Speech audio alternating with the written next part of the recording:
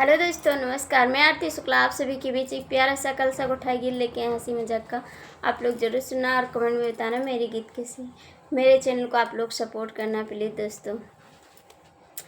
गोठा गोठा ननदेरा निकल सा बीच मड़ौआ में, गोठा गोठा ननदेरा निकल सा बीच मड़ौना में।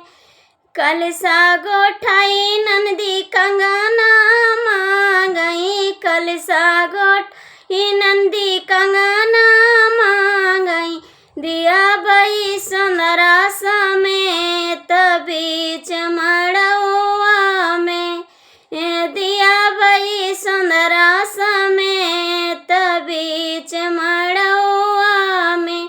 गोठा गोठा ननदेरा निकली सा बीच मड़ौआ में। कलसा गोठाई नंदी चुंदारी मांगई, कलसा गोठाई नंदी चुंदारी मांगई। अरे दिया बई बाजवा समेत बीच मड़ौआ में, अरे दिया बई बाजवा समेत बीच मड़ौआ में। गोठा गोठा ननदेरा निकल सा बीच मड़ौआ में। कलसा गोठाई नंदी गजारा मांगई, कलसा गोठाई नंदी गजारा मांगई। दिया बई मलिया समेत बीच मड़ौआ में, अरे दिया बई मलिया समेत बीच मड़ौआ में।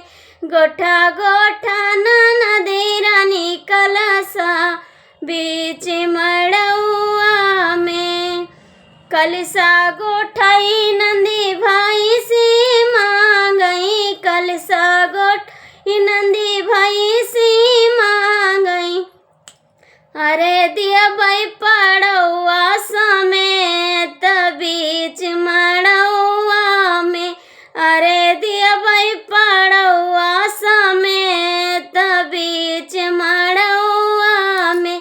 गोठा गोठा ननदेरा निकल सा बीच मड़ौआ में, गोठा